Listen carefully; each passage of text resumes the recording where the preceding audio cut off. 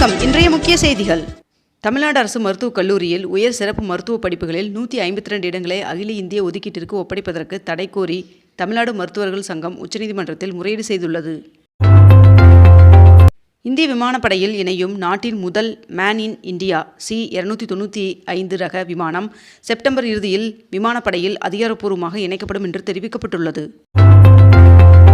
திருச்செந்தூர் முருகன் சுவாமி கோவிலில் கட்டண உயர்வு எதுவும் இல்லை என்று அறநிலைத்துறை அமைச்சர் ரமேஷ் அவர்கள் தெரிவித்துள்ளார். TNPSC மூலம் தேர்வான 401 பேருக்கு முதலமைச்சர் விஜய் அவர்கள் பணி நியமன ஆணையை வழங்கினார். பிரதிநிதிகள் அல்லாத யாரும் பள்ளிகளில் இனிப்பு உள்ளிட்ட பொருட்களை வழங்கக்கூடாது என்று மேயர் பிரியா அவர்கள் தெரிவித்துள்ளார். உலக சவால்களை சமாளிக்க பிரிக்ஸ் பங்களிப்பு அவசியம் என்று இந்தியா உறுதியளித்துள்ளது. மத்திய பிரதேசத்தின் பொது சிவில் சட்டத்தை அமல்படுத்துவதற்கான முதற்கட்ட வரைவு அறிக்கை ஜூலை மாதம் முதல் வாரத்தில் தாக்கல் செய்யப்பட உள்ளதாக தெரிவிக்கப்பட்டுள்ளது. 22 கேரட் ஆபண தங்கத்தின் விலை சவரனுக்கு 1680 ரூபாய் விலை குறைந்து ஒரு சவரன் 1,06,800 ரூபாயாகவும் 1 கிராம் 13,350 ரூபாய்க்கும் விற்பனை செய்யப்பட்டு வருகிறது. இதனைத் தொடர்ந்து 1 கிராம் வெள்ளியின் விலை கிராமிற்கு 10 ரூபாய் விலை குறைந்து 1 கிராம் வெள்ளி 240 ரூபாய்க்கு விற்பனை செய்யப்பட்டு வருகிறது.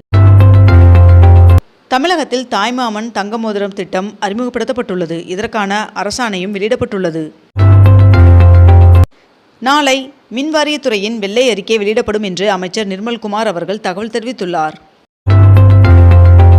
அயர்லாந்திற்கு எதிரான T20 கிரிக்கெட் தொடரில் அறிமுகமாகும் வைபவ் சூரியவன்சி அவர்களுக்கு 3ஆம் எண் கொண்ட இந்திய அணி ஜெர்சி வழங்கப்பட்டது. இந்தியாவில் தற்காலிகமாக மூடப்பட்டிருந்த டெலிகிராம் செயலி மீண்டும் பயன்பாட்டிற்கு வந்தது.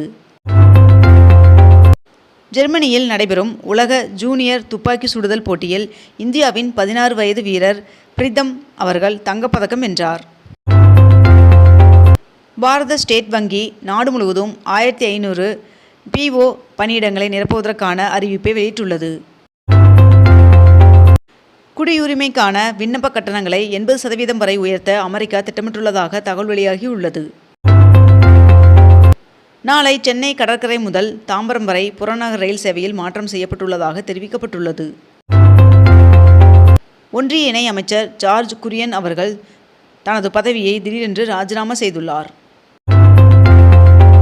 நடிகர் மம்முட்டி உட்பட 66 பேருக்கு பத்ம விருதுகளை குடியரசுத் தலைவர் திரௌபதி முர்மு அவர்கள் வழங்கினார்.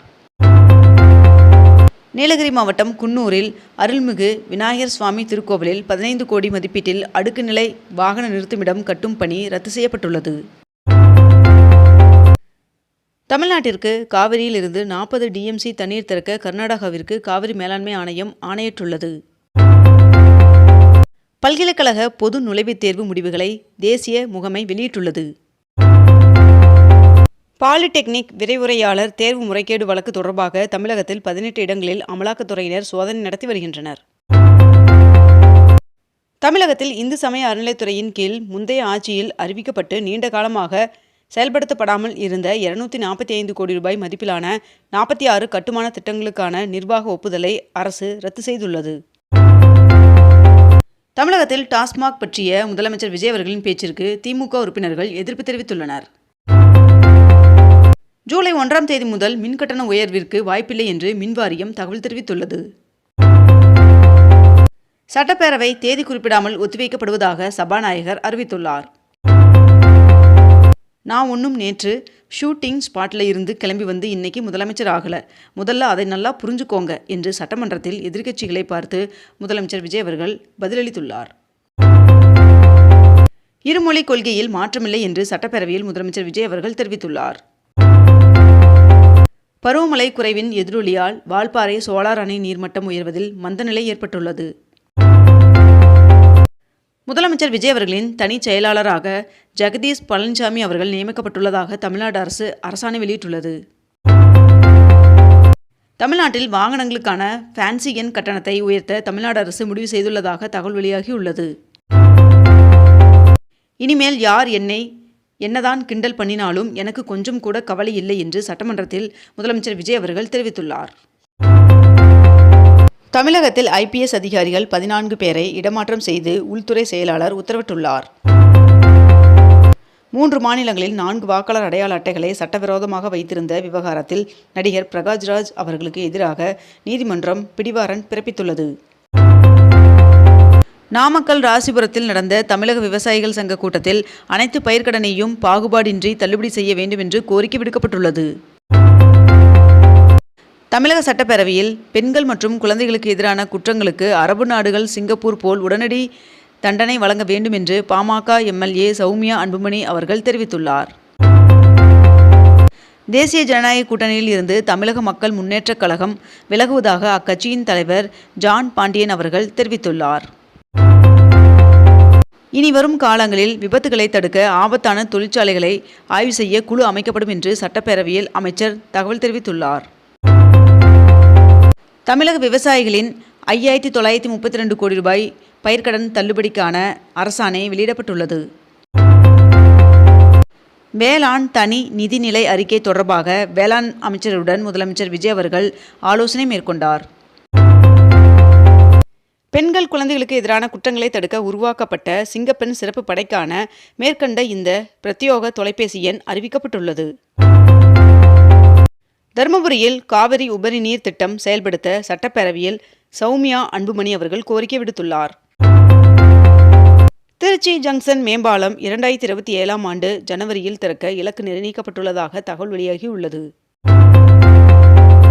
தமிழக அரசு பள்ளிகளில் உள்ள 1214 தலைமை ஆசிரியர் இடங்கள் உட்பட 18,107 காலி பணியிடங்களை உடனடியாக நிரப்ப தவேக அரசை தமிழக பாஜக தலைவர் நயினார் நாகேந்திரன் அவர்கள் வலியுறுத்தியுள்ளார். சென்னையில் உரிமம் பெறாமல் நிறுவப்பட்ட 16 விளம்பர பலகைகள் அகற்றப்பட்டு 2,10,000 ரூபாய் அபராதம் வசூலிக்கப்பட்டுள்ளதாக தெரிவிக்கப்பட்டுள்ளது. விருத்தாச்சலத்தை தனி மாவட்டமாக அறிவிக்க வேண்டும் என்று பிரேமலதா விஜயகாந்த் அவர்கள் வேண்டுகோள் விடுத்துள்ளார். தமிழ்நாட்டில் உள்ள அனைத்து கேந்திரிய வித்யாலயா பள்ளிகளிலும் தமிழ் மொழியை கட்டாய பாடமாக சேர்க்க வேண்டும் என்று வலியுறுத்தப்பட்டுள்ளது. ஒன்றிய ஆயுஷ் அமைச்சக செயலாளருக்கு மேலும் 1 வருடத்திற்கு பதவி நீட்டிக்கப்பட்டுள்ளது. நாடு முழுவதும் 5,978 கோடி மோசடி செய்யப்பட்ட விவகாரத்தில் ஹீரோ குழும நிறுவனரின் 159 கோடி ரூபாய் மதிப்புள்ள சொத்துக்களை அமலாக்கத்துறை ஏலம் விட்டது. மேகதாது விவகாரம் தொடர்பான உரிமை மீறல் பிரச்சினையில் பேச அனுமதி வழங்காத காரணத்தால் சட்டப்பேரவையில் இருந்து அதிமுக உறுப்பினர்கள் வெளிநடப்பு செய்தனர். புதுச்சேரி ஜிப்மர் மருத்துவமனை 500 குழந்தைகளுக்கு ரோபோட்டிக் அறுவை சிகிச்சையை வெற்றிகரமாக செய்து முடித்து புதிய மைல்கல்லை எட்டியுள்ளது. தூத்துக்குடி மாவட்ட அரசு தொழிற்பயிற்சி நிலையங்களின் ஜூன் 30ஆம் தேதி வரை நேரடி மாணவர் சேர்க்கை நடைபெறுகிறது. இத்துடன் இன்றைய தலைப்புச் செய்திகள் நிறைவடைந்தன. மேலும் இதுபோன்ற அண்மை தகவல்களை உடனுக்குடன் தெரிந்து கொள்ள அக்னிபூ சேனலை சப்ஸ்கிரைப் செய்து கொண்டு தொடர்ந்து இணைந்திருங்கள். நன்றி, வணக்கம்.